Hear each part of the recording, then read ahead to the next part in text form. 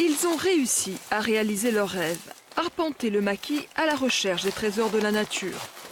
Aujourd'hui, le myrte en floraison est l'objet de toute leur attention. Il y a 4 ans à peine, Laurent était employé comme cordiste pour purger les falaises. Hélène était commerciale à Martigues. Le couple a tout laissé derrière lui pour revenir au village, à Herbalongue.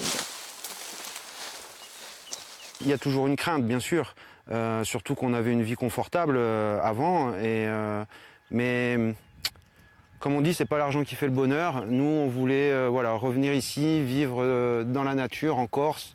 C'est vraiment un style de vie particulier ici. Et bien sûr qu'on a eu des angoisses, mais quand vous voulez vraiment quelque chose, il n'y a rien qui peut se mettre sur notre chemin.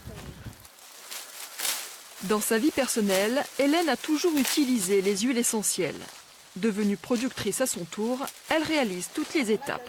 Moi, c'est ce qui me plaît le plus dans le fait de cueillir et distiller, c'est que le matin, vous cueillez, l'après-midi, vous distillez, et en fin de journée, vous avez votre huile essentielle. Et ça, c'est hyper valorisant, c'est très... on a la récompense de suite. Bien.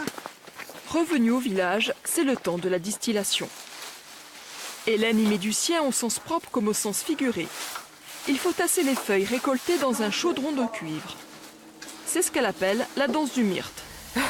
Je ne vais plus au fitness depuis que je fais ça. Lentement, la vapeur introduite dans le chaudron va emporter avec elle les molécules de la plante et donner 2 précieux liquides. L'huile essentielle et l'hydrolat, appelé aussi eau florale. Là, c'est de l'hydrolat. Voilà. Là, on a l'hydrolat. Et dans le vase florentin, ou l'essentiel ici, c'est là que va s'opérer en fait la séparation entre l'eau et l'huile. Donc là, on a l'hydrolat qui continue à couler et l'huile, elle reste en surface ici puisqu'elle est plus légère que l'eau. L'huile essentielle de myrte ou son hydrolat sont des produits de grande valeur pour leurs nombreuses propriétés.